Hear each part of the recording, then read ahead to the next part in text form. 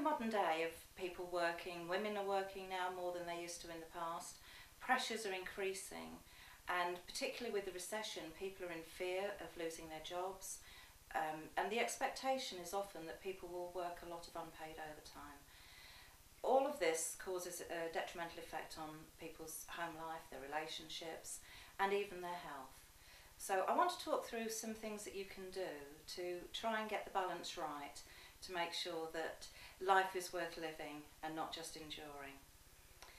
Firstly, when you are coming to think about the balance within your life, sometimes things creep up on you insidiously and you don't realise the amount of extra work that you're doing, that little by little it's got that you're leaving the office later and later, you're working through your lunch breaks, you are working in the evening, you're working on the train going home.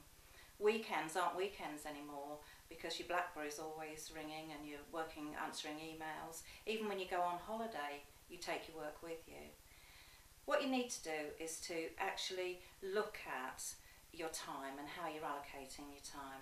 A good way of doing this is to think about writing down what you actually want in your life, what is important to you, what things do you value, what things give you fun and pleasure, as well as things to do with work. Not that you can't have fun and pleasure at work, but having things outside of work as well. Some people find it helpful to actually put this in a graphic format by doing a pie chart, and it can be quite a shock when they realise what percentage of time they're actually spending in work-related activities. This can often give you the stimulus to be able to look at what you're doing and say, okay, I need to change some things here.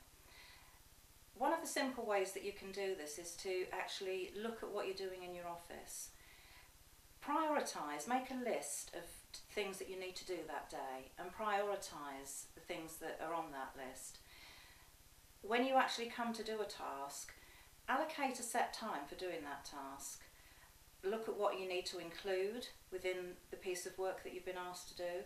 Get your priorities in first, and then if you've got any time left at the end, you can add your extra bits. But when your time is up that you've allocated, stop there and move on to your next task. This might sound incredibly difficult for people that are perfectionists who want to make sure that every single word and every bit of punctuation is in the right place, but it will help you to manage your time much more effectively. It's also helpful to look at being assertive and being able to say no.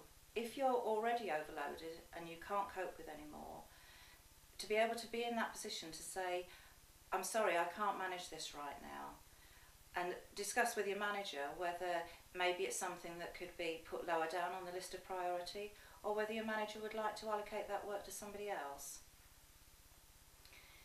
Looking at what you want from your family life, it's important to look at your health.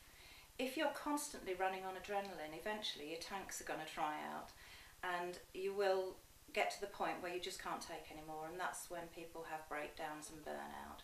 So it's important to make sure that you have time to look after yourself physically, to eat well, to exercise. Even if you don't go down the gym, just walking, getting off the bus a couple of stops earlier, walking up and down the stairs rather than taking the lift. All these things can help. It's important to take a lunch break. It's a fact that your brain cannot cope with too much information in the short-term memory. The information you've taken in during the morning, it can't take any more in the afternoon unless it's actually freed up some space and moved some of that information into the long-term memory.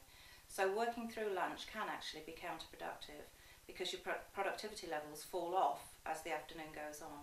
So taking a 20-minute break away from your desk, getting something to eat, just walking around the block, getting outside the building, getting some fresh air, often will help you to be much more awake and alert, and your levels of work will increase in the afternoon.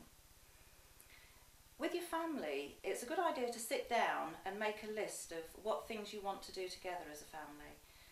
Some big things as well as some little things, planning holidays, planning outings. Little things like going off and having a picnic and feeding the ducks. Let everybody have their say so that you're doing something that everybody enjoys doing. And put these things on the calendar and actually do them. Because if you just leave them as a list, then it becomes broken promises, which is heartbreaking for children, because they just feel that work is taking priority every time. So it's important to actually follow through on any promises that you make. So these are just some ideas of things that you can do to help to get your work-life balance in a good place, so that you enjoy your life as a whole.